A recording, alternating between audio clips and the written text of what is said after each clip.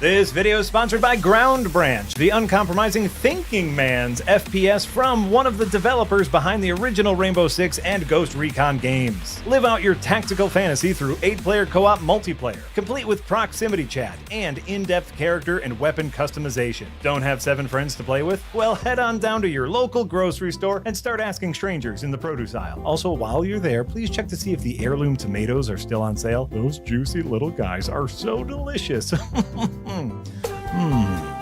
Ground Branch is here to put the tactical back into tactical shooter, and the big version 1034 update makes the experience even better thanks to map improvements, additional playable characters, and the new prone stance. So what are you waiting for? Start shouting things like breach, suppressing fire, and I've got your 6 to all your new produce aisle pals today in Ground Branch. Available now on Steam in early access.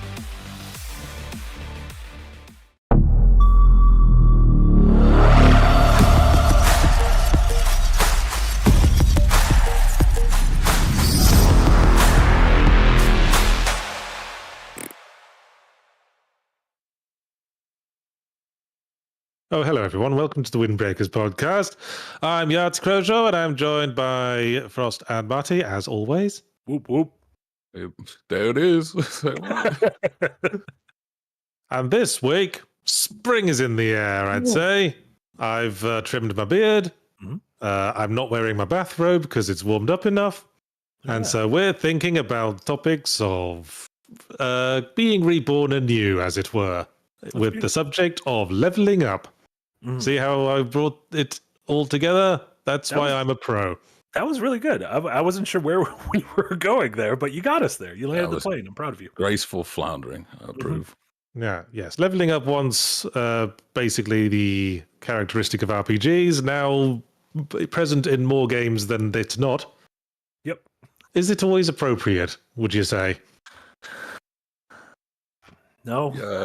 Are you asking me, can I think of inappropriate times? Sure. Like in the Call of Duty, you press F to pay respects. Imagine leveling up after burying your grand. Yes, leveling up one's ability to pay respects. Like imagine a level up after the start of The Last of Us, after his daughter gets shot. Look at all the stuff you've unlocked. Oh, that's good. Look how mad you are. Put your mad points into your ability to push someone's eyes out through the back of their skull. Oh, exactly. I want that. See, you could make it work. In the end, it's all about execution. I've been watching. I finished the first season of the Fallout show on Amazon, which is one of the things that kind of got this idea in my mind because the show does an interesting job of, obviously it's like follows made up character. I mean, everyone's a made up character, but given the nature of that game, it's not like The Last of Us where you just follow Joel. It's following a sort of original story set in that world, but it is interesting how it sort of takes the ideas of leveling up, of VATs, of like very gameplay heavy systems, and like translates them into interesting narrative scenarios, which just got me thinking about leveling up in general and games that we take for granted. I think in games that do it well, and then when it's either done poorly or in games where it doesn't belong, we're like, why are you making us do this, God of War? Please stop. Well, I don't watch TV, as you know. How exactly does it represent the process of leveling up within that context? It is because, so I guess the classic Bethesda, so I requested the art with the Fallout thing, even though I'm not 100% sure how. I haven't played the old Bethesda games, like the classic, your Skyrims, your Oblivions, your Morrowinds, your Fallout 3s. I believe the way that goes in the Elder Scrolls games, you do things and those level up. Correct? Yes. Like if you're sneaky, you're going to level up your sneakies. If you're using a bow, you're going to level up your bow. If you're shooting spells, you're going to shoot your spells. That is certainly true of the Elder Scrolls games, yes. Yes. And that kind of seems like what the way the Fallout show is doing it. A character starts off, which I guess is just character growth, right? A character starts off and they're kind of bad at something, and then the more they do it, they get more and more confident, and there's kind of like a wink and a nod that they're almost leveling up that ability. Whereas... Is there a montage? Less a montage and more of like well, there are some, but yeah, there's actually some montages like that. Some of them are montaging as they're growing through it. Overwatch, famously, was putting out their shorts that would show off the new characters that were coming through, and you would see their tiny abilities, like Hanzo's. It's like there's the scatter shot, and there's the recon arrow, and then in the end, Ryuga waga teke wakuro, as he fires it off finally, and like he's leveled up. Yeah, and even in like Fallout, like the characters that start out in the TV show, the characters that start out in the vault, there's almost like a matchmaking system because it's like everyone in the same vault can't start families with each other because everyone would be inbred. So every once in a while, we need to do like people swaps with other nearby vaults so that everyone's not sister kissing. And like when they do that, they see, oh, what is my stat? Like I'm this charismatic and I am this athletic, and will I be a good match with this person? Whereas I think in the Fallout games, you just do things, you level up, and then you get. It's kind of like a D&D system, right? Where you get X amount of points to just allocate into whatever the hell you want. Yeah, you just spend your points or whatever you want. So I guess that gets us into the first like hot take question. Which is best? A game where you can apply points to whatever you want based when you get general experience, or a game that just levels up what you use? Because a lot of games, a lot of other games do that. Fable does that. I had a different one. It's on the third one there, where it's like you just now have this new power completely. Extra points if I visually look different too. Yes, that's the other thing other games do, is where they just level stuff up without you needing your input at all. I think something like Earthbound did that. It just upped your stats without asking you what stats you wanted upped. I like the way Earthbound did it too, because when you'd get new stats, it would get excited if one stat got boosted a bunch. It'd be like, oh, baby, your psychic power is up by 10. Yeah. Dude, that's my Dokapon, isn't it? Every time I level up, attack. I do like, it's funny because Nick, in his latest episode of Unpacked from last week, Nick talked about, kind of bemoaned the menu heavy, the heavy-handed menus we've gotten in a lot of even just narrative-driven games lately. Like he pointed to the God of War games and a lot of the first-party Sony games, honestly. But how the modern God of War games, you'll just constantly be sort of going into your menu because you got a new thing, or you got a new skill point, or you got a new piece of armor. The trouble with the RPG like skill trees in that sort of game, where it's just thrown in for, flavor, is that traditionally the RPG skill tree was about creating a build, and you could create a vastly different character to another player's character. But all these things really do is just lock off standard abilities, and by the end of it, most players have got the same abilities. Yeah, and it does the thing which we talk about, where saying, oh, you have 0.1 resistance to poison build is like, fucking, that doesn't mean anything. Like, what is that? Yeah. Like, the leveling up in a game, like when you level up and you feel like you've actually gotten more powerful. And games can do that in a lot of ways. It could do that by letting you insta-win certain battles. Going back to Earthbound, if you level up enough, you can insta-win certain battles. Giving you new moves, like Frost said, where it's like, oh, this is an entirely new thing I can do, whether it's an attack or a new sort of form of transportation, or like having your attack feel more powerful. This is why everyone complains when enemies auto-level to your current level. Because I think it's important to be able to see how far you've come. Yeah. That feels like, is that like the get out of jail free card of like balancing a game is hard, so this will just sort of auto balance it, I guess. I mean, yeah, in a way. I do agree there that if it's got leveling, I want there to be a purpose for it, for like in RPGs. To me, the best RPGs, two people can just level in completely different ways and end up playing essentially two different experiences, be it like the Sword and Shield in Dark Souls, or like I'm going to be a pyromancer for this one. Like, okay, that's great stuff for me there as well. The ones that are super involved in it, be it like your ARPGs, right? Massive skill trees. And it's like, okay, I could go in any direction given, and choosing where my resources go is as much a skill as the actual skills I'm unlocking. That's why I think it is games like God of War, where it's like it's just here for looks, has kind of what's inspired the Vampire Survivors to like really come through, is that every time you level up, it's like, okay, do you want a new ability, or do you want to make the one you already have, like level that one up and make that one even more impressive, so now you've doubled it or tripled it or increased the damage and whatnot. I think, it's been a bit middling in a lot of general leveling up, to the point where I go either be all for it or really just kind of leave it. Like why? Does it really matter if well, quite. I You don't choose want like to- one more HP point on Kratos versus one more dexterity point on him. That's why I can't stand fucking gear grinding systems. And you go through your gear and think, oh, I'll better switch to this shirt because it's got plus 0.1% damage. But really, would you even notice if the game just gave you plus 0.1% damage and didn't Well, tell come you? on, like in Dark Souls, you got the nun outfit for poison, and you're just there and like you got proper gauntlets, but you're wearing a fully decked out nun outfit to get through the fucking swamp at the bottom of the lake. I like that. If it's got purpose, absolutely. Otherwise, it's just become another thing to do while you're doing something that you're doing. Like, okay, just layers. I didn't find a place to mention this anywhere, but when I was playing Dragon's Dogma 2, I was equipping the best gear for my current build, but I was playing like a heterosexual man, my character. And the best gear for my build at a certain point was this pair of fishnets with like hot like underpants. Yeah. And thigh boots, which was obviously part of a sexy lady costume.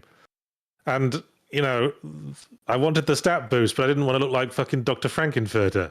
So you could be a sexy man. Yeah, you're a sexy ranger. Tim Curry, But that wasn't my character, damn it. So you want what is it? Transmagnifying? Is that what it's called? Where it's like it's can transmogging. Yeah. Yeah, where you can get the stats of one thing, but choose how you want to look. I do appreciate transmogging when it's available. Yes. Yeah. But I like the role play aspect of that, where it's like, yeah, you're so stubbornly against not wearing that you'll take damage if you must. Whereas I don't need my ass cheeks. Like, I don't care how stupid I look. I will wear the chaps of undying. Yeah. The chaps of undying. But to get back to methods of leveling up, one of the problems I've observed in the kind of game where it only levels up what you use is that then you get kind of locked into things. I mean, if you're gaining points in, say, stealth attacking, that means you're probably good at stealth attacking, which means you probably don't need help in your stealth attacking area. You probably don't need to boost your stealth attack ability when you might need to boost your other abilities.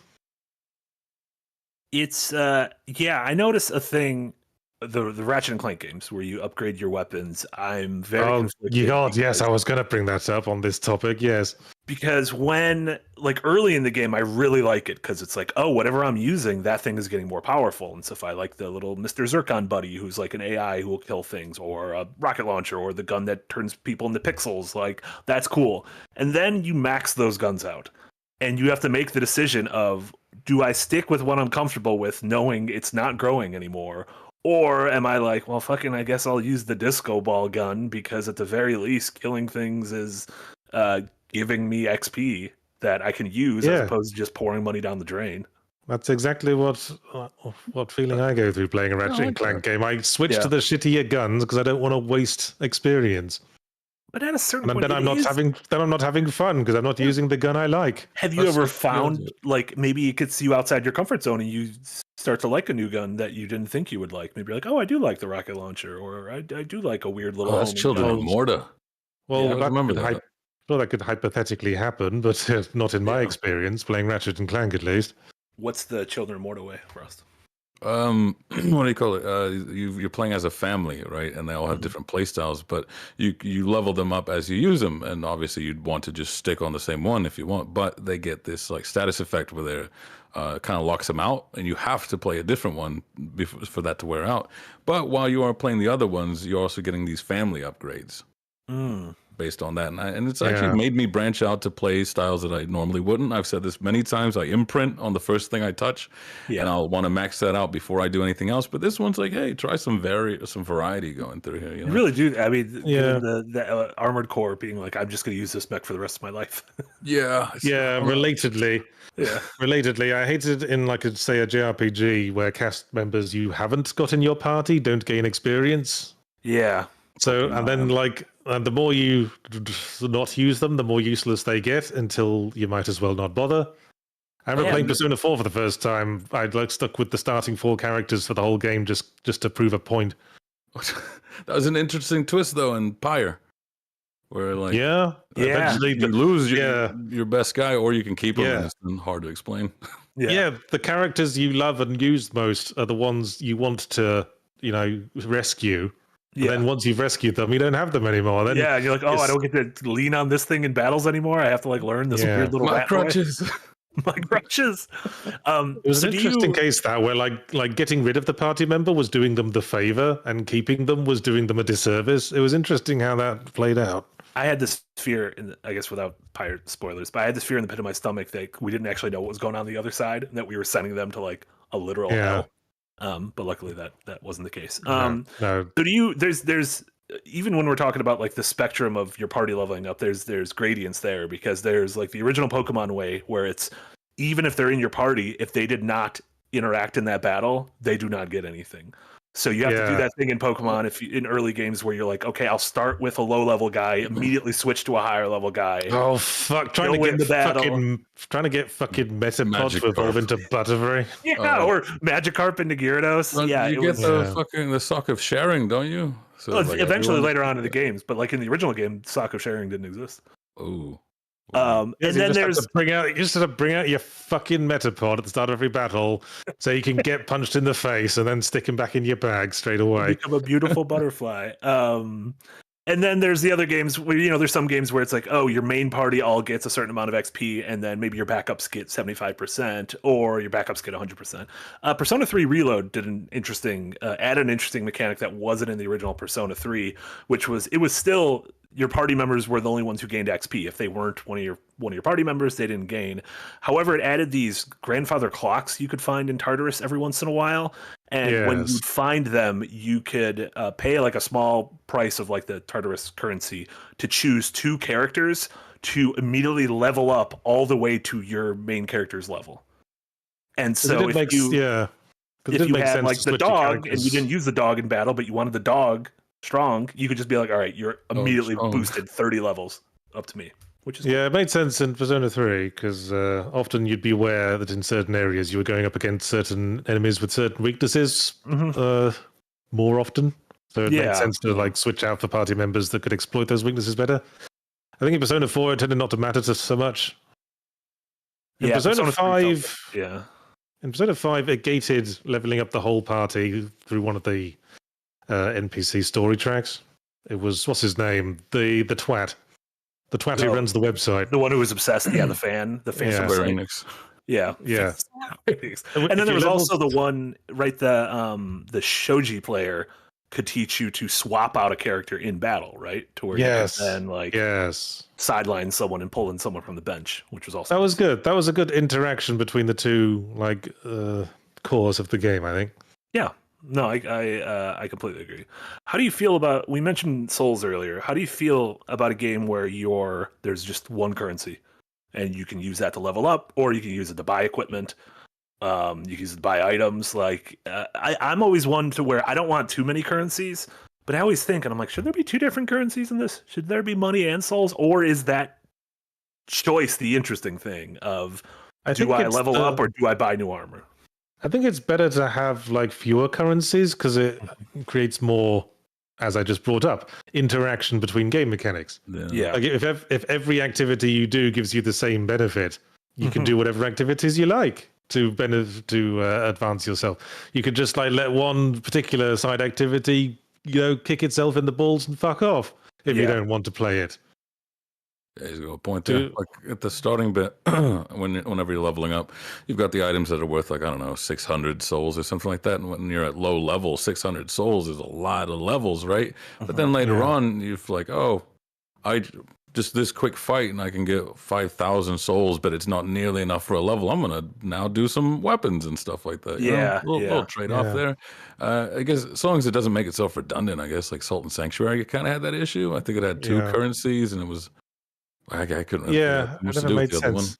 That's why I don't like crafting systems so much, because in a lot of games, if it's not like a full-on survival crafter, a crafting system is just a game with hundreds of currencies. And it's just like the currency is bits of wood and bits of stone and bits of whatever. Yeah. And then you end up flooding your inventory with all this useless garbage because it says it's a crafting ingredient and you don't know if you might need it at some point. Yeah. Maybe some awesome weapon you're going to want to make is going to need that thing. I do agree with you. As much as I like Final Fantasy VII Rebirth, there were some of those different systems and level up systems in the game. I was just like, you could do it yourself game. Like the internal weapon leveling up, I'm like, fucking, I don't care. Yeah, what the hell? Just do it yourself. Like, whereas I liked the original Final Fantasy VII where it was like, okay, you gained XP and just leveled up normally, and then also like your individual materials leveled up. Yeah. I thought I could wrap my head around this. And this, there was just like one or two too many layers of leveling up to where I was like, I don't care about these. You take care of it, and I'm just gonna keep slashing things. In a game where you have multiple NPCs in your party, like a JRPG or maybe something like a Dungeon Siege, I appreciate a game that will just give me a button to level up everything without me having to micromanage every single one of the buggers. Yeah. For some reason, Mario and Rabbids is what's leaping to mind. I got very bored of spending the upgrade points on all the different party members you have in Mario and Rabbids games. So I just hit the auto button and it would just unlock whatever was most appropriate. Interesting. Which is, which I suppose implies that it was doing that thing we were talking about where leveling up doesn't really matter in terms of picking what kind of character you want it to be, and it's just a sort of flat upgrade you don't need to worry too much about. Yeah, I think sometimes making you, instead of having it be, a Souls game or even like a D&D based RPG where you have a shit ton of different stats you could put things into, I think sometimes if you pare it down to you level up and then you have a choice that's maybe binary or 3 or 4 different choices, like Mario RPG or Paper Mario, when you level up, you have like one of a few things you can add a point to. You can add a point to whatever, strength, hit points, magic, defense, or whatever.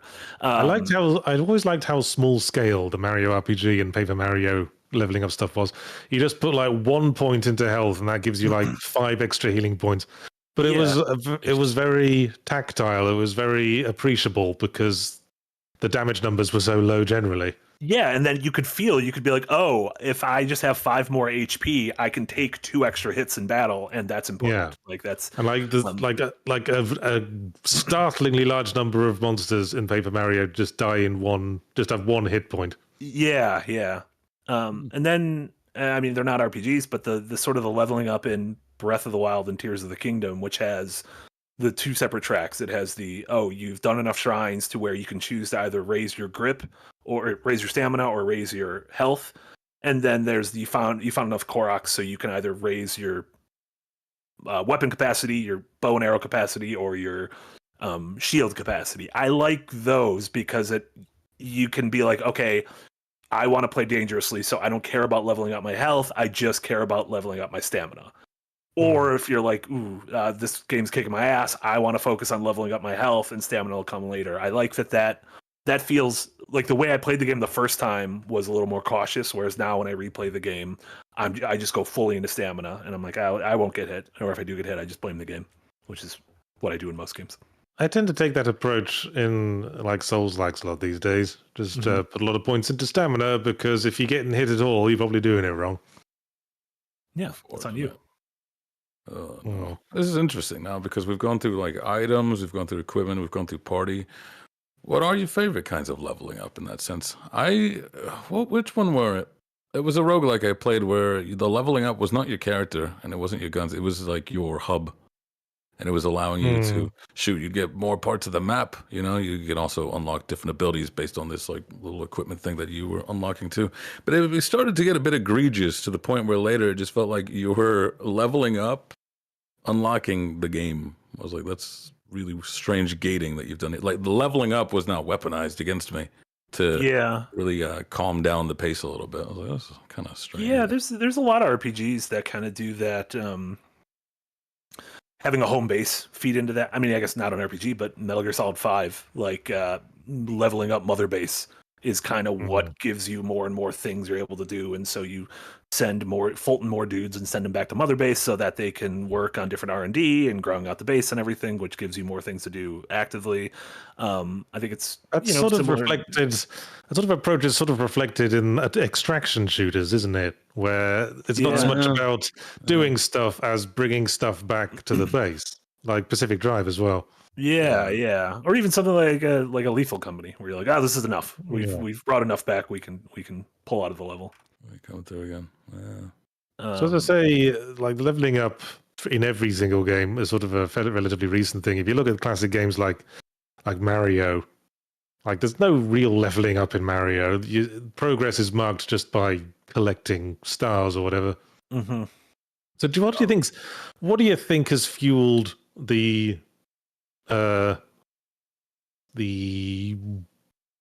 ubiquity of leveling up in non-traditional RPG games? In modern games, is it just to give the player a sense of progress? Yes, I think it's to the point where it's a fetish. The desire to see progress is absolutely fetishized at this point, because it's just harder to I sort of cherish the abstract of like, I've improved, I as a person have leveled up, whereas it's like, don't give me none of this, it's the journey bullshit. No, I want to see my levels, I want to see them increase, I want to see me have gained stuff. Even narratively speaking, like in a Service Rat, doesn't get like 50 arms later on, and you're like, got a lot of arms, a lot of arms, next level. See, I worry that it's just become a sort of standardized system in every like design document now. Like if you like, a lot of studios just use template design documents that have leveling up in them without really considering if it's important, because it's just good. You've got to have this now. You've got to have this to create a sense of player progression. I mean, leveling up has become, that's what like gamifying outside of the game space is, right? Like Duolingo has gamified leveling up things. Fitness apps have it to where you're like, oh, look, I unlocked a new badge because I did this many push-ups today or something like that. So I think there's something inherently, like the pessimist in me would be like, oh, they're putting it in there just to inflate the length of the game, and so you could say, oh yeah, we're charging $70, but it's 35 hours, so you're getting your money's worth. But I do think clearly people like that, and that's clearly why people come back, and people like seeing, oh, I have an active streak on this app, or I'm coming back and I'm learning, I don't know, life itself doesn't have that sort of quantifiable leveling up. Yeah, I mean, it's sort of hot wiring the brain, isn't there? For a while, I was obsessed with maintaining my streak on the New York Times crossword app. Like, if I didn't do the crossword in the evening, I'd start getting really panicky. Yeah. Then I just forgot to do it one day and lost the entire streak, and then I just went, oh, you know what? I don't care. And then I sort of just stopped doing the crossword for several months. You just described my old Snapchat dating back in the day. As soon as that streak was dead, I don't know you. I'm done. I don't need to do this anymore. Is it? I mean, so is that bad? Is it like preying on that sort of part of our lizard brain that? I do feel there is a sort of predatory aspect to it. Even if they're not offering, even if they're not asking, it's a single player game without microtransactions. Even if it's not asking for any money, you still think there's. Well, even such things as trying to prey on your free time. Like even something like Gotham Knights that has no overt live service elements is trying to hotwire your brain into wanting to play it all day, just so it takes up more of your headspace, and which like translates to profits further down the line. Yeah. I think it's either or. Same thing with like when working out, because it gets harder to keep track of your weight loss, because once you get closer to the weight that you want, you lose like so much less. It's easier when you're at excess. So it's like, hey, keep track of like your body measurements, keep track of or what you could do. Your max. You could do 10 of these last week, and now you could do 11 of them. Exactly. So it's as much to keep you coming back as it is like. Just it's nice to have this, like being able to look back and go, oh, look how far I've come, even though I've done this for 2 months and it feels like I've not made any progress. Look at how much I've done. So as much as it is like part fetish for some people, it is kind of just the thing that keeps them going. Yeah, in life. Yeah, I didn't have an opinion one way or another in terms of if they were like, obviously when you get to a point where it's like, oh, you can buy things to skip the grind. That's when it's like, clearly this is. You're just trying to get money out of people, like the whatever Assassin's Creed game that was. But if you can't, I don't have a strong opinion one way or another if it's Just if I play whatever like games find a way to be fun without needing like leveling up elements. It always feels like such a breath of fresh air. That Children of the Sun game I was playing on Yahtzee Tries recently. Yeah. I didn't know what to expect from it, but it's a pretty simplistic game after all that. But it just kind of draws you in regardless. Speaking of leveling up, like that's my kind of leveling up where it's just like, hey, new ability. Let's go. Yeah. Or like you could see you've gotten better, not because your stats are higher, but like, oh, I solved this in 2 fewer turns of the head. Or the same thing like, we were comparing it a little bit to the bite-sized nature of Neon White. The same thing with that, where it's like you're not getting new abilities. You're just like, oh, I've learned this level and I've learned a few new skills I've had this whole time. So now I can blaze through the opening levels. It also has the hidden gifts, So like you're leveling up your brain. It makes you see the map differently. Like and I've been working on my review of Yellow Taxi Goes Vroom, which has a couple of abilities you have to unlock that opens up new areas, but for the most part, most of your abilities you have from the beginning, and the game just doesn't tell you that you have them. I think it's becoming a bigger and bigger thing, and you just learn. You just learn how to use them, and then you can reach more interesting places. Yeah, very tunicky, like you said. The game we're not allowed to talk about right now has a bunch of those. So much of that where you're just like, it's not hiding or leveling it up. It was always there. It's my understanding that's leveled up. Yeah. I'm maturing. That's it. I find that's probably a superior method than having to quantify everything in cold hard numbers, I'd say. I think some people don't. Well, it's hard to be concrete for some people in that aspect, that they would actually like to see some sort of progress. Same thing with that's why some games that feature battle passes, not necessarily like even free ones, not necessarily just to eat your time, but because some people are like, well, I'd like to have a sense of something, just a sense of anything while I'm just here, so I don't feel like I'm wasting my time. Yeah. You can do that with just like a fucking ice score table. That's how games used to do it, right? Like, just give them coins to collect. That gives you the sort of the same brain chemicals. Every game's a Mario now. Yeah, I like it when a little guy eats a mushroom and he goes do do do do do. I'll tell you one of my favorite alternative leveling systems that I don't think I've seen in any other game, and that's the one from Cave Story. Go on. Did you ever play Cave Story? I did. I don't remember how you leveled up in that game. Well, you got a range of weapons, and they can all level up to level 1, level 2, level 3. That increases their ability and effectiveness in a very tactile, obvious way. Like the projectiles would do much more damage and go much further, etc., and look a lot more impressive. But every time you got hit, you lost some of your current gun's experience, and you'd have to pick them up, pick it up again, like Sonic the Hedgehog. Yeah, what? Yeah, And it was interesting because when you were really powerful, it was easy to start making mistakes, and then you'd have to focus on playing more conservatively to build yourself up to be powerful again. Yeah, that's interesting because that Cave Story obviously just one of the early huge indies, very retro inspired, and that makes sense because that almost feeds into like the upgrades in original like the NES Castlevania games. Where it's like, Cave Story, you say retro inspired. Cave Story practically is retro now. It was like 2004. Yeah, but I mean, it looked like an late '80s, early '90s. It's old enough to drink. It is. Oh, Jesus, God, oh no.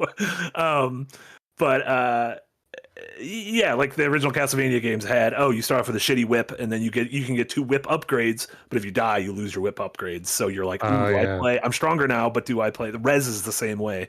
Like in the game Res, as you play, you sort of achieve Nirvana, but if you die, you lose Nirvana, and then you're like, well, I need to do this whole thing in one run because I got to beat it with Nirvana. This doesn't make any sense unless you played Res. Yeah, but it was like that demo I played during the Next Fest called Umbra Claw, where you're a little kitty trying to get home, trying to get to your little sweet child owner. But every time you die, your character levels up, and he's growing stronger, and he gains more animal powers, but you die too many times, you go feral. So now you can just demolish the level, but you can't go back to human. But you're like a monster. Yeah, I like that. That's neat. It's a very interesting take. I'm trying to think. 2 other like weird ones that came to mind, like weird ways of leveling up. One, do you remember how you leveled up your health in Duke Nukem Forever? Yahtzee? Yes, you fiddled around with bullshit. Yeah, it was called ego boosts. Yeah. You'd look at yourself in the mirror and you'd be like, I'm fucking handsome. And your health would go up a little bit. I sort of appreciated that because like do I. fiddling around with bullshit was always like the tradition in the original Duke Nukem 3D because it was from that era of first-person shooters where they were really experimenting with loading down the game with weird, fun background details, like clicking on things to make Duke say a funny thing, like when you click on the pinball machine in the arcade, he says, "Don't have time to play with myself." Your Duke Nukem is weird, and I like it. It's weird. Yeah. or you could like give like bundles of cash to strippers and say, "Shake it, baby," and they take. This is gonna be a new Patreon tier. Is Yahtzee as Duke Nukem records like Andy Savage a little. Yeah, so they just they sort of gamified that in Duke Nukem Forever by increasing your health the more random shit you fiddled with. Yeah, which is one of the good ideas in that game. Yeah, which did have good ideas, just sort of buried under the 500 million other things it had accrued over the course of its 17 years of troubled development. I like rewarding the player for playfulness or for curiosity. A little bit like even the modern Zelda games have a little bit of that with the Korok seeds and everything. You're like, oh, this looks like if I put an apple in this bowl, will I get something? And you do get something. Or even like I replayed Shadow of the Colossus recently, and you get a little bit stronger every time you defeat one of the bosses. But also there's like random lizards occasionally in the world, and if you kill a lizard and eat its tail, you gain like more grip. And there's like random fruit you can find. And if you eat a fruit, you can get a little stronger. Just like, I don't know, small things like that. 2 games with grip stats. What are the odds? Love a good grip stat.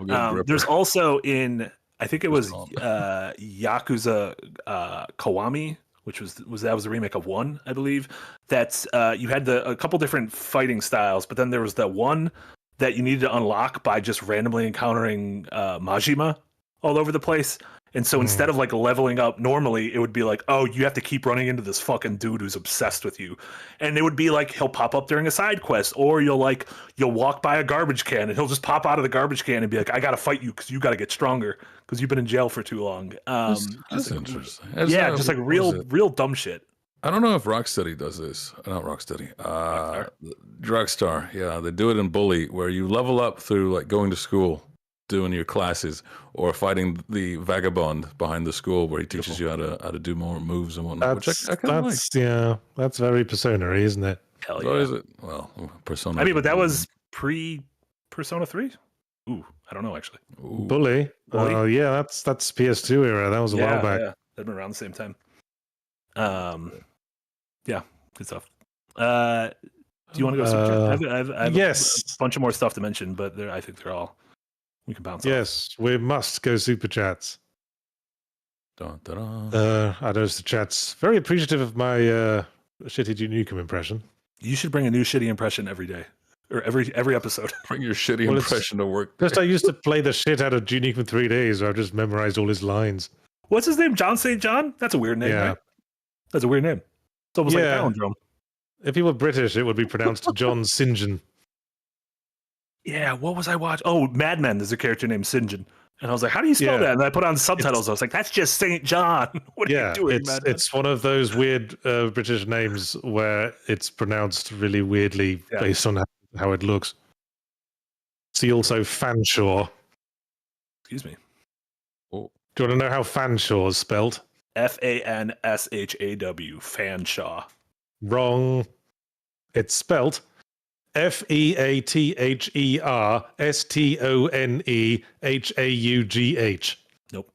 That's not real. We don't. No. Or like Siobhan. And I'm like, Siobhan? that's Siobahan. Yeah, well, that's Irish Gaelic. That's their excuse. Shouts to Ireland. Anyway, Dr. Theo, member for 3 months in tip jar. Good for them. And then gives $5 and says, some games I didn't know I had upgrade points until several hours in. I don't know what's worse, the game not being clear with me or that I didn't need it at all.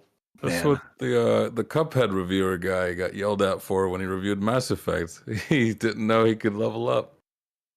Oh, what a time! I didn't know I could run in Captain Toad. I reviewed the entirety of Captain Toad, and I was like, "Yeah, you move a little slowly." And someone was like, "Are you holding down the run button?" I'm like, "Oh, interesting. What is this run button you speak of?" Turn down review. New one. Yeah, I played plenty of games with the, like really overdone interfaces where I just don't notice that I've got points that I can stick into. Yeah, I mean, The maybe level that's ups. why level ups tend to be not garish, but like overly celebratory in a lot of games. Yeah. Where it's like, Yeah, oh, yeah, there's a lot of visual and audio flair to let you know you have leveled up. What was the game I did in Yahtzee? Pal World. When I was playing Pal World in Yahtzee Tries, I didn't notice for the longest time that I could level up my stats because the interface was such dog shit. Oh man! But I will say, Titanite +2, +3, still dog. Absolute still dog water. Doesn't matter. It doesn't make any sense to me. It's real dumb. Yeah. What about? I feel like we've talked about this. We might have even brought this up on the charity stream last Thursday. Which, by the way, you are all incredible. You guys raised, I thought it was $13,000. Something close to that. It was absolutely phenomenal. All of you people are incredible. One of the golden rules should be if you level up in a game, it automatically tops off your health and magic. Yeah. Yes. Like if I barely get through a fight, but I level up, you got to just give me a nice. See, I feel like that happened in the Fallout show. Every time she was like near death, the new thing would start up, and she would always be topped off to full health. The finger, the other thing, you know. Yeah, just it's fine. Constantly. Just be like Ethan from the Resident Evil 7 and just pour some first aid juice on your severed hand, and everything will be fine. Well, that's different because he was a mold man. He was a mold man. Spoiler alert. My husband's a teenage mold man. You know what the best way of leveling up in games is?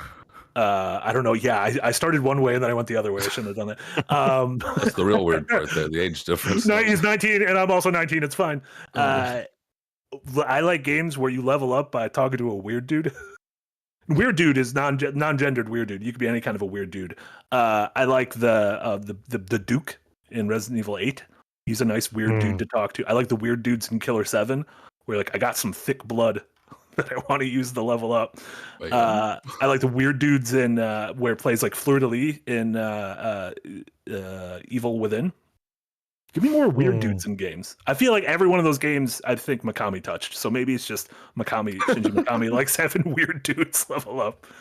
Yeah, Shadow of the Damned, weird dude. Yeah, that should. All right. Well, we found his thing. Resident Evil 4, weird dude. I think dude. Resident Evil 4 had the original weird dude. That is, I think that is the proto weird dude. Yeah. Yeah, the merchant. Yeah. What are you buying, stranger? My God, 2 impressions on the same one. That one's actually really good. That was a good one, though. Yeah. Well, he had a Cockney accent. That's an easy one. Got something that might interest you. Bobby, welcome to Tip Jar. And Kaunte gives €2 and says, despite everything, it's still you. Which I want to say is an Undertale reference. Taylor Swift lyric that came out over the weekend. And you look at yourself in the mirror towards the end of the game. Beautiful. Nice. Still haven't played it. Folks, going back I want to go back to my weird dude for a second. The merchant. I don't know if this is in the original Resident Evil 4, but I liked in Remake, if you bought a rocket launcher, he kind of like chastised you. He's like, oh, well, where's the fun in that? And I'm like, oh, I like that. That's good. Smite does that depending on the god you're playing. If you buy you don't need to like bully me, but I like giving me a little ribbing of like. If you buy defense and you're playing Athena, who is the goddess of wisdom, she's like, yes, this will improve everything. But if it's like Ares, is like, no, blood, I want power. Power, Yeah. I think in the original Resident Evil 4, if you bought a rocket launcher, he'd say, what, you're planning on hunting elephants, stranger? Good stuff. Which you kind of are. Yeah. In Resident Evil 4. There's a lot of big lads, at least. Yeah, a lot of big lads. Fox D gives $5 and says, the best leveling systems split the difference. Mountain Blade Bannerlord uses Skyrim leveling for your skills, and you get mutually exclusive perk picks. Love a nice perk. Perks and levels. There's a distinction for you. There you go. Yeah, I was very much in agreement with the whole, it's easy to get stuck making every playthrough a stealth playthrough for Skyrim because it's so easy to level, right? You're just walking from town to town and you can increase your thing. Do it a little sneak. Yeah. But I don't mind it if the game is short. Thing is, I'm probably only going to play Skyrim once. I'm still trying to play it once. still It's haven't always beat the stealth. throat goat. Yeah. I have yet to play through Skyrim once, I will admit. Well, yeah, me neither. After 10 years of trying, I just can't get it. Well, I haven't been trying. Oh. Did you? I assume you reviewed the game originally, right? You played through. Yeah. Whatever, I a week. didn't finish it, but Yeah. played it. He coined Godzilla Born. Well, There you go. Godzilla Born. BS Marsh gives $2 and says, "Happy Monday, gentlemen." Thank you. happy Monday. Monday fun day. Crazy. That link to day. Skyrim. What is going on down there? Oh God, Is someone's that got the their mods Skyrim out. commercial you grabbed? Is the fucking Switch Skyrim commercial? Mods Listen. out for the lads.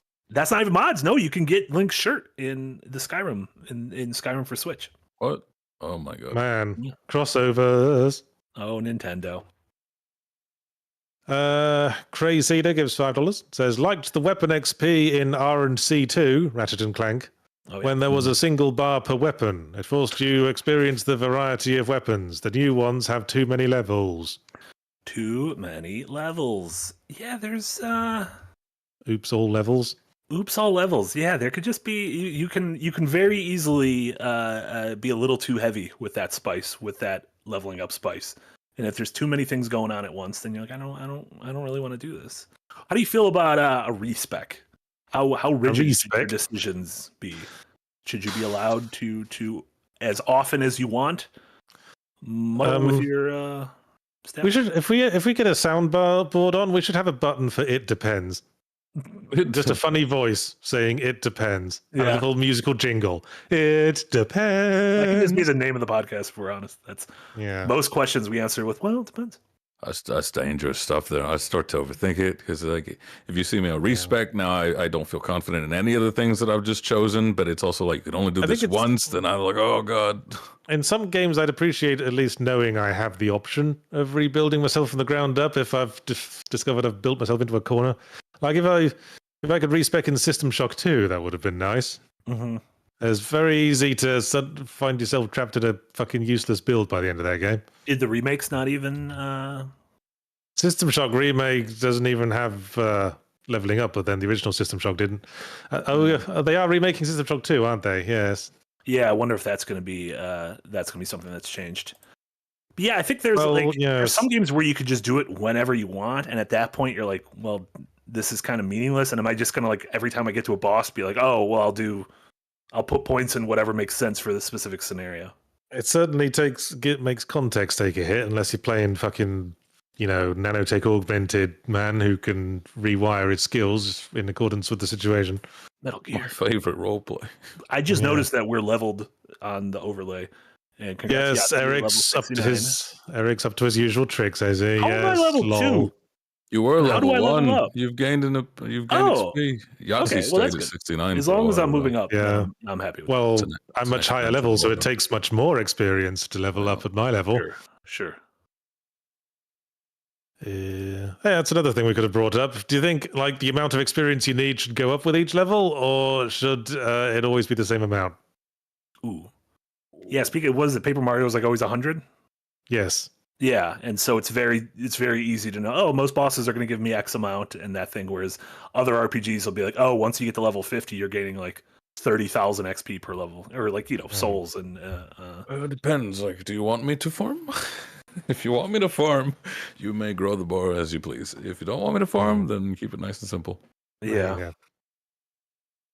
Old Hunter 77 gives $10 and says, I personally don't see the appeal of skill trees. How am I supposed to know which skills are better if I'm playing a new game? Maybe they just expect us to look stuff up online, but that kills the fun.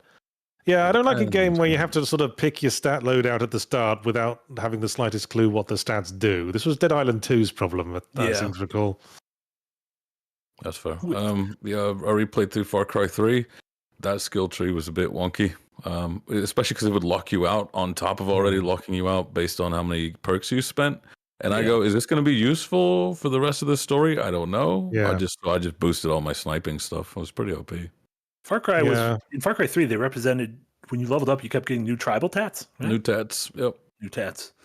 Yeah, I seem to recall in Dead Island 2, like among the starting stats of the characters was endurance and toughnness, and I was like, well, what's the bloody difference between those into gameplay terms? One's how you can run, and the other's how you get bit. Yeah. Like I like a modern thing in a lot of games will show you a little preview of what if you're investing in a move. Like God of War, will be like, oh, this is what this move looks like. This is, that kind of thing. I mean, even Dark Souls lets you press the little button that makes the little tooltips come up and tell you what all the stats do. I like a nice skill tree that essentially like definitely departs from itself. Because if they play too close to each other, I go, well, like, really, what's the point here? But in like Path of Exile, it's like, oh, if you want to be tanky, these are probably the ones that you're going to want to go for all the way over here. This is in like a different zip code than the stuff over here. From like the DPS stuff. Yeah, so it's kind of interesting. Yeah.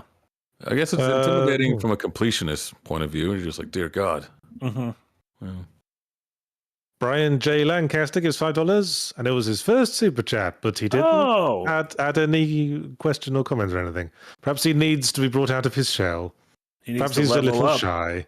Come and join us here in the fun discussion, Brian J. Lancaster. Perhaps you'll have fun once you get your feet wet. Raspusium gives $10. It says, leveling up makes things easier from a game design standpoint also. Instead of having to design harder levels, like in the original Mario, just require a bigger attack stat to get past a level. I suppose. That doesn't spark joy in terms of design. Just having a thing have more hit points. Because I'll break it. I'll do it. I'll fucking do it. Yeah, if it's like, oh, this, you can level up, or this will take 20 more hits, I'll take the 20 hits. Yeah. Fox D, Snake in the Garden, member for 5 months. Look at that. Thanks, and then Fox D gives $5 and says, leveling up everything was predicted by B.F. Skinner before video games were even a thing. We are all rats pressing the food bar for a reward. Thanks, Skinner. Oh, I guess. Well, that's what Skinner likes. They got the same food every time. Wasn't much of a level up. Yeah. Also, that was disproven by if you put other means of entertainment for the rat in the box, they won't gamble. They'll be at a bar having drinks with friends or being on the treadmill or whatever, but they won't gamble, which is a really strange study. I want to see what's going on at this rat bar. Yeah. Rasmusium gives $2 and says, not to say that makes the games better, of course. Following up their earlier comment. Oh, yeah. Yeah, I mean, that's more of, I guess, just the way things are as opposed to being like, this is great. I love this. Brian J. Lancaster comes back with $5 again. Maybe they needed to figure out the system. It says, I prefer games where you earn XP from quests and secrets instead of mindless rat extermination. Deus Ex, SS, Brigand or Hacker. Shameless plug. Shameless plug. Did you make it? Brigand Oaxaca? That's not probably really the only game set in Oaxaca. It is Brian Lancaster. That's your name. Oh, you cheeky Brian Lancaster. Yeah, you in Mexico. That's one of those like solo developed, really janky looking immersive sims, isn't it? It looks great. Shout out to Brigand Oaxaca. I like games where again, me doing things, me poking around helps out. I'm a big fan of poking around. Like all the upgrades in The Last of Us are just like, oh, I've scoured enough bedrooms and stolen their pills and their bits, and now I can make a cool gun and I can be stronger because I explored this man's bedroom after he died. Leveling up, taking weird drugs. Yeah, that was that one trippy Metroidvania that came out earlier. I forgot what it was called. Ultros. Ultros, where you were like growing the plants. Yeah, you like level up by doing drugs. Yeah, just like real life. Sounds about right. Red Dwarf 42 gives $4.99 and says, did you mean to pick a topic that dovetails with Nick's too many menus essay? No, we didn't. Not particularly. But, thanks for bringing that up. Yeah, I was also watching, outside of Fallout, I was also watching the new anime Solo Leveling, which is about a guy who can see a menu. Suddenly he could see like a menu, again with the fucking lit RPG bollocks.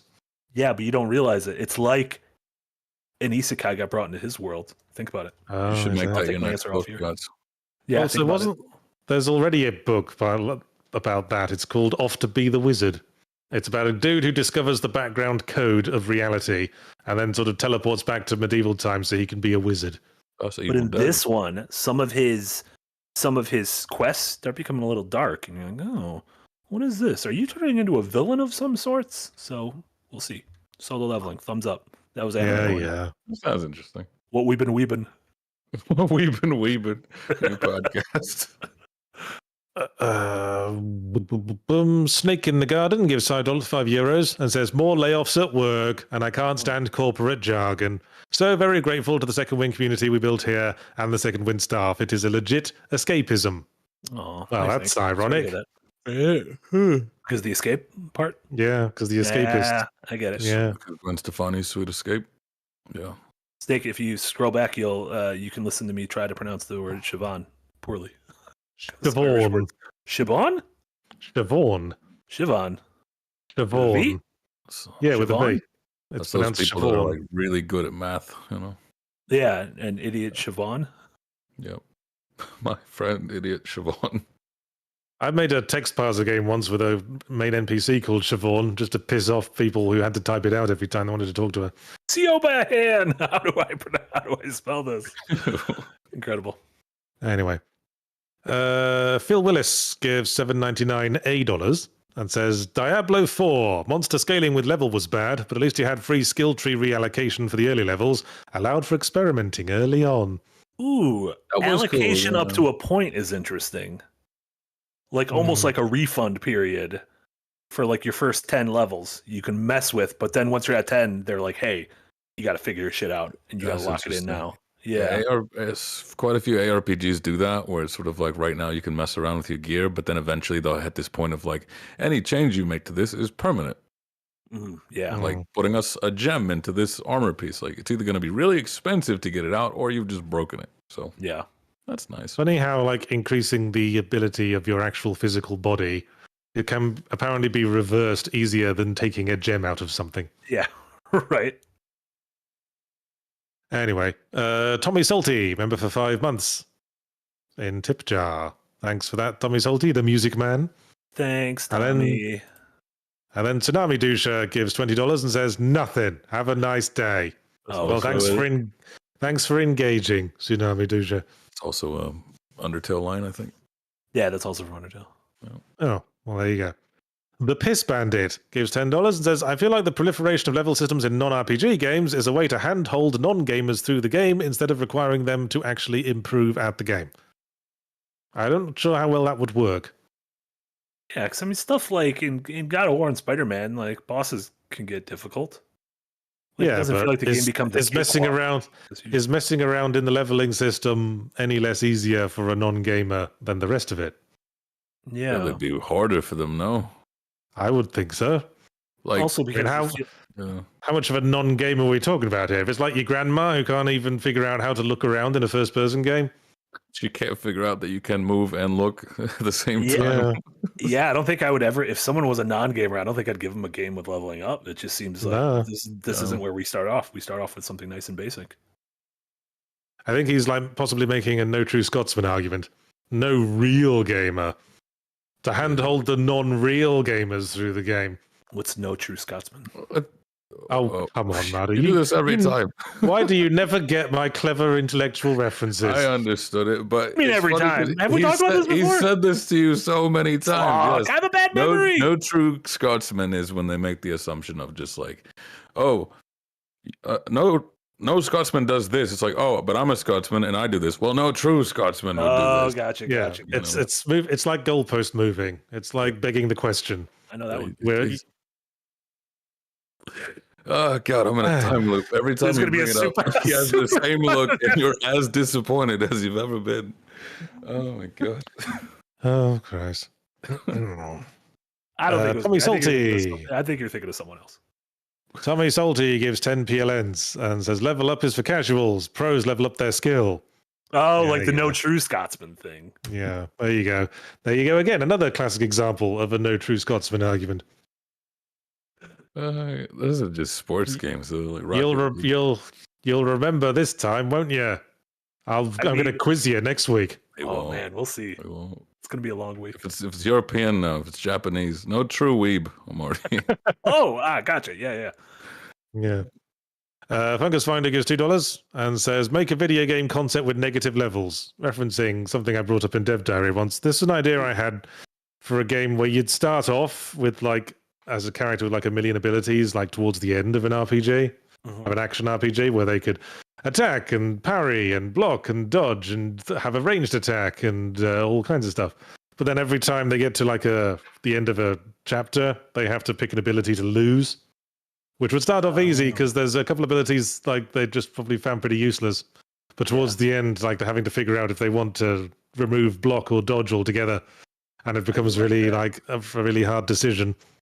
I played a demo like that. It's essentially a precision platformer, but you can make it easier on yourselves by giving up one of your 999 lives, and just like and you'll balance this out. And the whole goal is to get through it without giving up everything, because it is hard as hell. But if you can commit to enough level downs, you can make it through. Interesting. Yeah. Catherine Reutz gives $10 and says, "Here's to the weird dudes." Love a weird dude. Yes. So We should have a larger topic on the subject of the one weird dude in games. Our favorite weird dudes. Yeah, the little Dark Souls merchant. Thank you kindly. Yeah. Thank you my God. kindly. Oh, What a I weird love, dude. man, FromSoft games are just riddled with weird dudes. Anyone who's like giggling Yeah. as I walk up, I'm like, oh, They're what's made weird by a dude? weird dude. That's Yes. like that's like king the of the weird. standard NPC behavior in From Software games is just to giggle at the end of every dialogue line. And that's the thing that makes me like draw a sword of like, what was that? What was that last bit? Yeah. Yeah. Like if I turn too far, you'll throw me down a hole. I want to be in the VO recording sessions of all those games because it's like, oh, that was good. Can you just try it? Like much weirder. Can you be like Yeah. a weird little gremlin when you say this thing? Yeah, like you put your balls on the Yes. sandwich before you served it to me. Yeah. Did you sound like you're steepling your fingers as you say that? Anyway. Hannibal La, member for 2 months in tip jar. Thank you very much. Witticism gives $5 and says, "Hey, Frost, just wanted to drop some support for your latest cold takes. Some of your best work. I expect continued perpetual growth Oh for my God. capitalism." Thank you. Yep, I'll be reading some Robert Frost just to try and learn words. Yeah, I got you. Leveling Yeah, up. this week's everyone watched the one that went up this morning. It was wonderful. Big fan. Fox D gets $5 and says, "Soundbar the Get Back Into Life with Depends jingle from the old adult diaper commercials. It depends, I didn't even know those were commercials. Well, if you like. Possibly be a 4-hour time. Wait, my time is your time. I'm kind of old. Well, Everything possibly hurts. even before then. Oh no, nothing was before my time. Jack's time. Back in Jack's time. Yeah. He's still the oldest. The old prehistoric Packard, we call him. Mm-hmm. Jacob Kitty gives $5 and says, "Making a number go up isn't fun. Getting a new ability is. Fallout games have always realized that." If you say so, Jacob Kitty. Yeah, I And think that's why I'm addicted to Metroidvanias. I can't get Yeah. off of them. Yeah, and even one sort of along the lines of that, I liked last week for Hidden Gems. They played this Duck Paradox game. It was just a roguelike, a sort of like a bullet hell platformer puzzle game. But when you'd level up or whatever, and you'd get a new skill, it would be 2 blank cards, and you wouldn't know what they are. But then once you've experienced something for the first time, anytime that card came up as one of the 2 cards, you would know what it is. And so that became interesting. I don't know. I'm sure other games have done that before, but that became interesting. General, Yeah, where it was like, ooh, I can go with the thing I know I like, or I could flip this one to see what it is, because even if I don't like it, I'll at least know what it is going forward when it shows up. Better the devil you know. Exactly. Yeah, that's very the void rains upon her heart. Find out what it is after choosing it. Also, that's an interesting, has a level up, level down mechanic, because if you go, you have to gamble for the level up, and you're fighting a stronger monster, which gives you better rewards, or you can just coast and play like, okay, I'm going to choose a lower level one, but by the end of it, if you haven't accrued enough levels, you kind of just relying on raw skill, which is kind of crazy.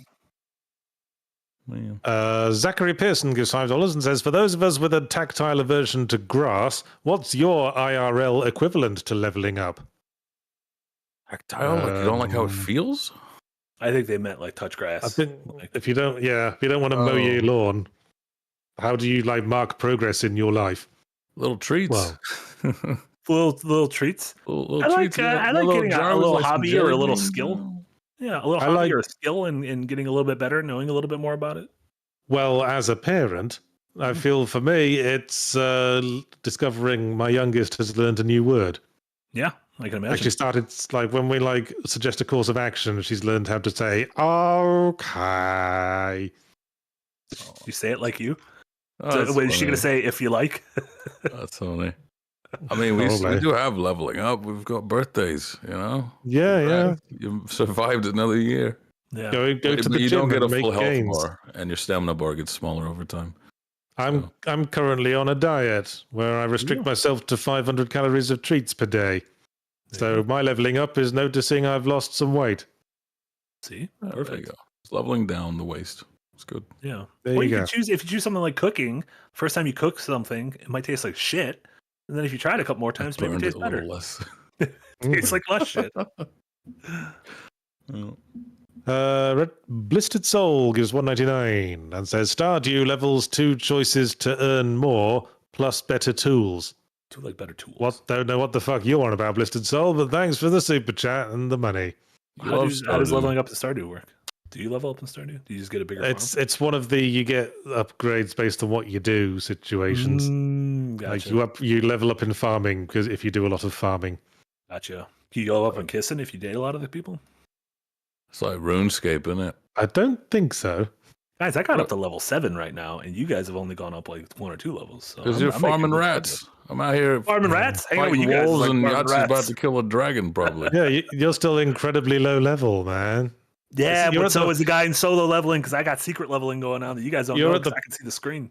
You're at the point where the game's still suckering you in by giving you like a level for every mission you complete. Pretty soon it'll be like two missions per level and then 3, and the next thing you know, you're selling your underpants to grind up every slightest maggot. Oh, but I need those. They separate Yahtzee's my genitals Yahtzee's from at my that point jeans. where you find out if the game's good or not. Yeah, So where the game starts. So level 70, put 200 hours in. I hate it. yeah. Jason Hendricks gives $10 and says, This may have been discussed, but what are y'all's opinions on having to rest every time? Not the biggest fan of that myself. Like sleep at night? I think they mean Having like to- rest for the levels to lock in. Oh, gotcha. I don't really have an Depends, opinion, to be honest. If it's a combat game, I love like in ARPGs. You can level up while you're in the middle of a fight, and it'll send off a big old blast, and you get all your health back. Oh, like, oh man, that feels very satisfying. Having to snooze for the level up, that's a bit out the way. I'm a sucker for ins in games, and sort of like the little like party bonding moments. So I like finding a new inn in a game and seeing if it's like nice and cozy. And then Eric's showing Final Fantasy 15 right now, which you level up by it's like the end of the night. You're going camping with the boys. You cook a little meal With and that's the where you get boys, your level yeah. up. With the boys. Yeah, a lot of nice times with the boys. You play Slay the Spire Yachts. You have to rest to upgrade your cards and that. That's true. Yeah.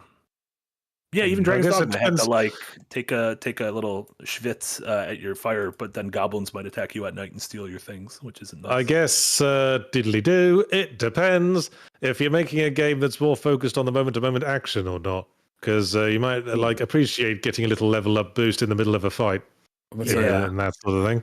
Winter Survival was kind of cool because it, if bad things happened to you when you went to bed, you'd have like horrible dreams, and that would mess with your psychosis, and you'd have to pick a psychosis debuff, which you could get rid of with side objectives. But it was interesting because I was like, "Don't sleep, just don't sleep, or you're gonna get a debuff." Don't.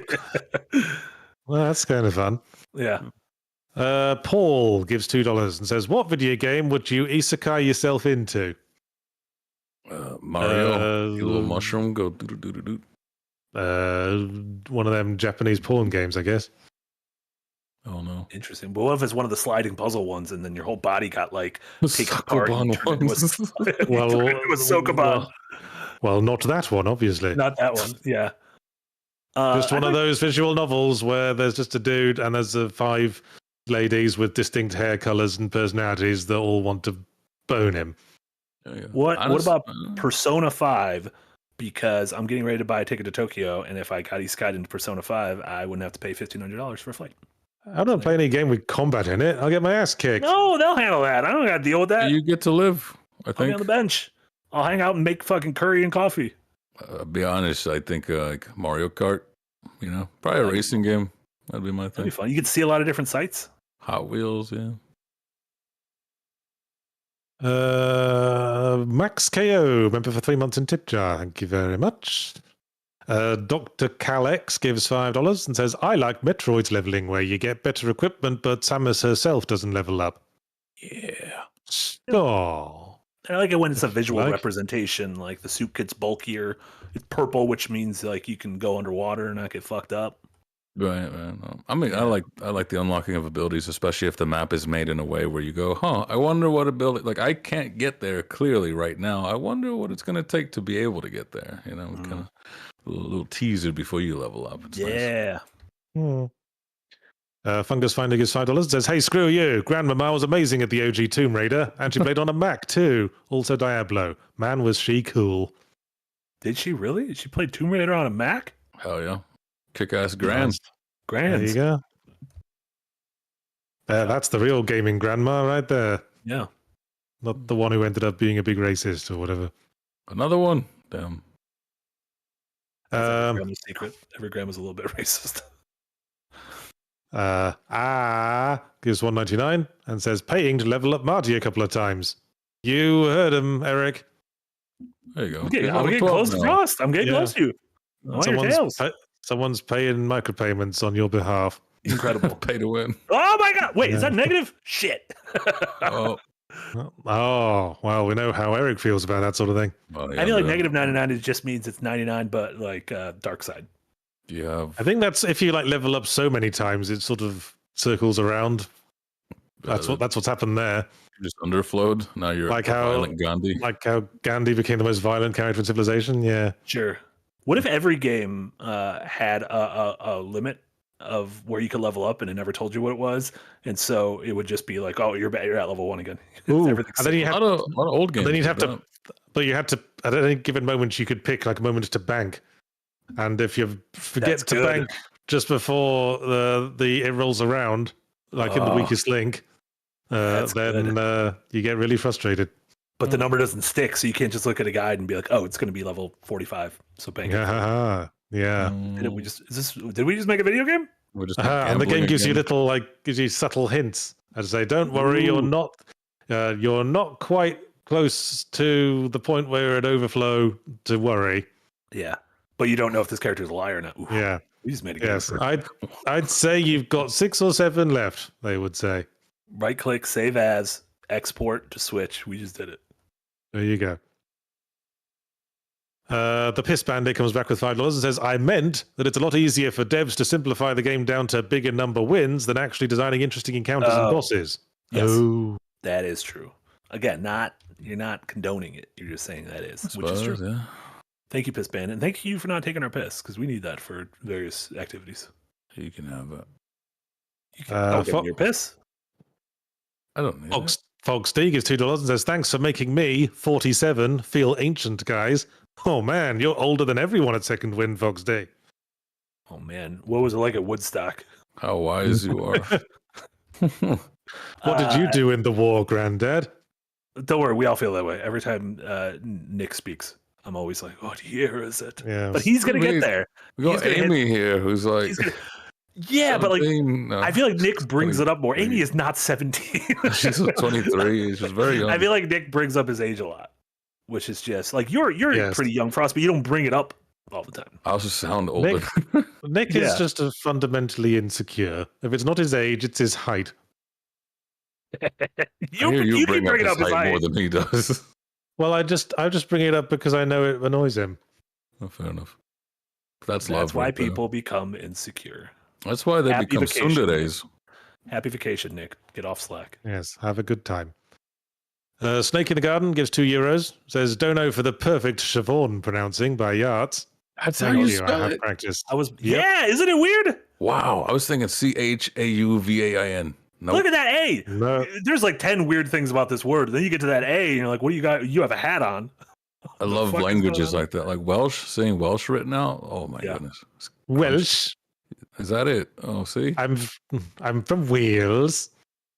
Sounded Swedish to You me. sound like I'm from Holland. Isn't that weird? Yeah. My stereotype involves having sex with sheep. Is that a Welsh thing? That's Yes, the old yes. stereotype, yes. That they were Yeah, it's fucking- Christian the Bale Welsh, the Welsh, the New Zealanders. It's the having sex with sheep thing. shagging the livestock. Well, Yeah, No true Tradition. Scotsman. and yes, Christian Bale is Welsh, but he's faked an American accent like since he first started being in American films. Yeah. So Anthony Hopkins, Greg Davies, a lot of Welshmen. Martin Sheen. Yeah, Martin Sheen, Martin Well- Short. Sorry. not Martin Short. Both American. Martin. am I Michael thinking of? Sheen. Michael you mean Sheen? Michael was on- Sheen? Good Omens. Probably Thank Michael you. Yes, Michael Sheen is Welsh. Like, Martin Sheen would fucking rock my world if he was Welsh. The cheat sheet for the Welsh accent is they insert a little glottal stop into like when there are two consonants together. So instead of saying bottom, you say bottom. But But, Weird. Little speed bump. Anyway, yeah. BS Marsh gives $2 and says Marty isn't low level. He hasn't spent his points. think about it. Oh, what's my level now? My God, fucking yeah. integers. I got integers in my level. Oh, here we go. Let's figure this one out. The square root Grand. of 25 plus Five. 2 squared. Well, the square root of 25 is 5, obviously, and 2 squared is 4, so 9. Oh, son of a bitch. I'm just banned now. What happened? What did I do? Solo level too I hard. got kicked out of the club. Yeah, You dripped Yeah. too hard. I tripped Jeez. too hard. cheated too You're going much. to kill me for this. And then Eric, who is as we keep saying, is the fucking producer of the podcast and could just ask us a question if he wants. But it celebrates his 5th every time. Gives 50 asses and says the best kind of level up is when you can't beat a boss, so you ask a family member to help you beat it. There you go. I did that a lot of I had a That's brother such who was good 5 years picture of older than me. Yahtzee and Nick. Well, I never did that because I hated my brother's guts. Well, there you go. Look at this Dude. picture of you and Nick. I didn't realize you knew Nick when he was that young. Granted, Jay looks more like your kid than Nick. No, and I saw that comment appear a lot in the GDC videos. Mm. It's nice to see Yahtzee going on a trip with his son, etc. It's nice to see how two people can look exactly like Simon Pegg in subtly different ways, etc.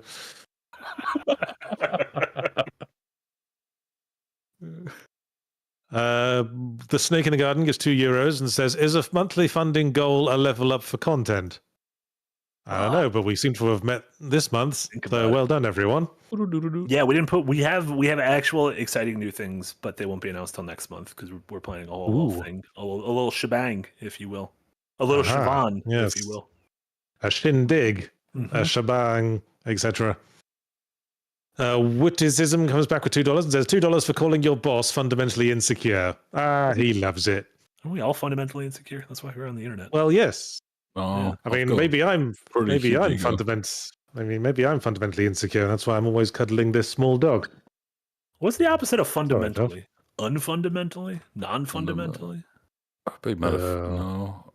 Metaphorically? No, the Loosely? fundamentals are the basics of then be advanced. He's got advanced Yes. insecurity. He's got- Yeah. There you go. John Brooks gives £5 and says, "Border Frost." Oh, good morning. Good morning. Okay. Tim. What language is that? It's Welsh. Get the fuck out of Oh, here. there you I go. saw a video with Michael Sheen teaching Welsh, so I know a little. Man. You learned his name. That's character eclectic. growth. Will Lund gives $5 and says, "Hope you get a chance to play Ayuden Chronicle. I backed the Kickstarter and got it early and it's hitting me in all the feels." I want. Well, I guess I overlooked it. I overlooked it because the title's a bollock sandwich, I suppose. And it's one of those. Explain that. You said that. Yeah, you said that in the Slack. What is a bollock sandwich? Well, this was covered in my semi-ramblomatic about how not to title a game. But a bollock sandwich is a title that includes both incredibly generic title words and a made-up fantasy word, like Walson Lords of Mayhem and Ereban Shadow Legacy. Can I let you know something? That's not even the full title. The full title is Ayuden Chronicle: 100 Heroes. 100 heroes. Well, that's a little better. Oh, it's better. I didn't think we'd be getting better because the game has 100 heroes to recruit. You can get 100 people in your party. I mean, that at least is informative. Yeah. Iodine Chronicle is one of those spiritual successors by many of the original developers, like we've seen with Mighty Number 9 and Bloodstained and whatnot. This one is of Suikoden, Konami's classic JRPG series, which was renowned for having 108 party members you could recruit. Yes. Yeah, well, that might be too many party members. I'm gonna be honest. I replayed Chrono Cross recently, and there's like 50. I think it's too many. Presumably, they can't put much work into characterizing each of those party members. Might be too many. We'll see. It's the 13th warrior problem all over again. They shouldn't have had 13 of them. What was that indie game? Indivisible? Oh, God. Well, there's also that 33 Immortals coming. That's the Spiritfarer follow-up. There's it's a 33-player game. That's too many players. I don't want to play with 33 people. I don't know 33 people. I definitely don't. We'll see if we can get 33 people for a stream. We know chat, We know chat. Spooky Shran gives $10 to say paying a microtransaction to unban Marty. Is that just like bail? Like bail money? You know what Eric's doing? He's gamifying the super chats. I feel like Eric's done that quite a bit where he'll be like, if you want to see me make a Photoshop, we need money. Eric has like a whole thing. If you're not looking at chat, Eric's like running a racket on the side. And let me tell you, I respect it. Top to bottom, I respect it. Spooky Shran gives... Oh, we've done that one. Fox D gives $5 and says, better to be fundamentally insecure than to be an insecure fundamentalist. Incredible. How wildian, Fox D. That's also a Taylor Swift lyric that came out this week. Yeah. She says a lot of things. She was going to release one album and then became a double album. That might be too many songs. Maybe just pick 13 songs and just roll with it. She's got to ride the success train while she can. Before you know it, she'll be 40 and like peddling pictures of her cellulite to the cameras. That's She's a billionaire. She'll be fine. She's a literal billionaire. I think she'll be okay. Shout out to T-Swift.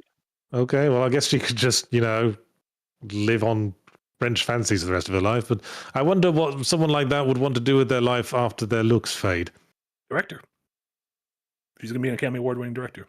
Honestly, probably with all the music videos, like even Darren was like, you know what? This is cinema.